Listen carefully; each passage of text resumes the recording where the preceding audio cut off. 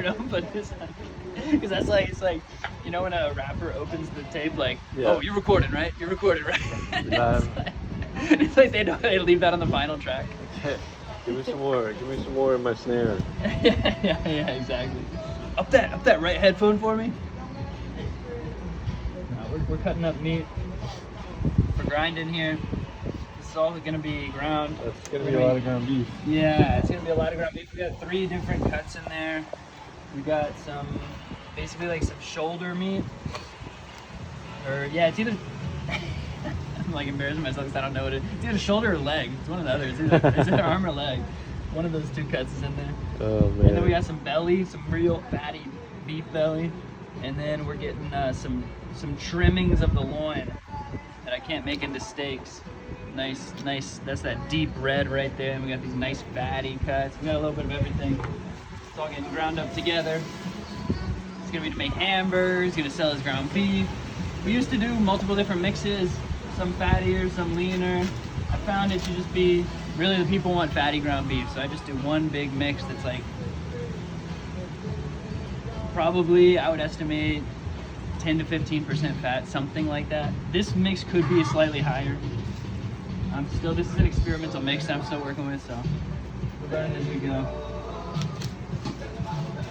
But this is the best muscle. This is the best muscle. This is the loin, and this is the whole.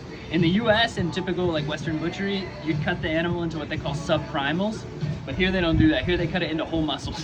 Yeah. So the way I buy it is I buy the whole muscle. So check this out.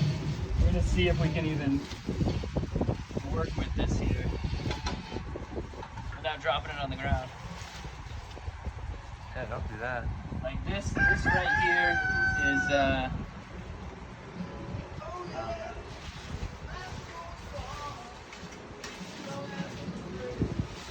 I feel like I'm like fishing for octopus right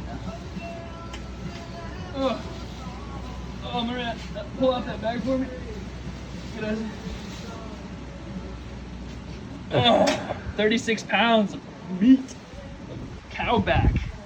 36 pounds, I think, is what this is.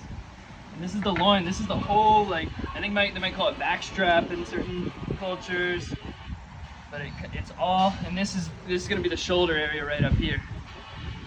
So yeah. And then I like to cut off the shoulder bit because I use it for different purposes. But this one is, so we saw this is a younger animal. You can see how soft it is, because this is the exact same cut we're looking at. Oh really? Yeah. So I'm gonna cut off this shoulder bit. What you're looking at there in this beef is basically from this sort of section right over here, with these sort of bits on the inside.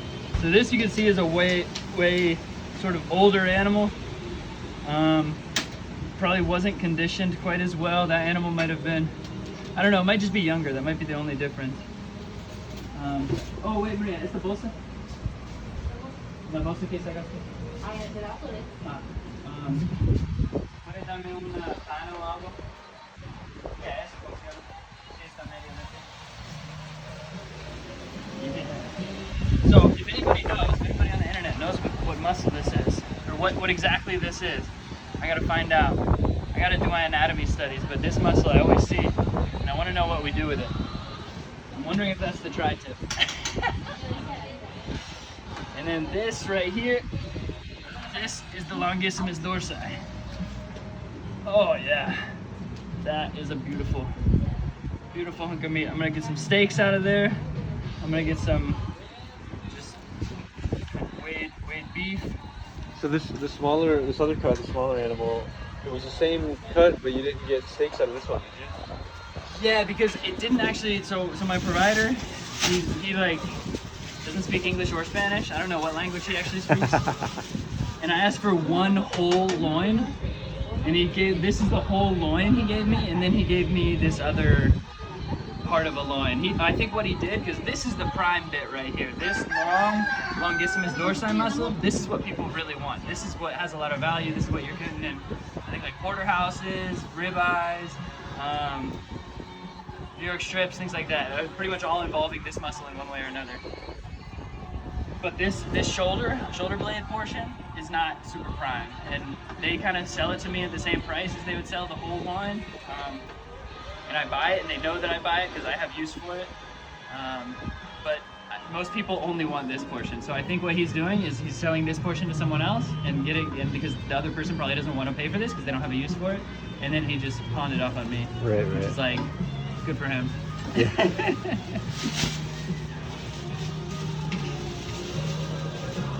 Somebody. So I'm just gonna pack this up, get it cold, so that I can cut it a little bit easier later. Nice. ¿Quiere ayudarme un momento? Voy a empacar eso desde este bolso.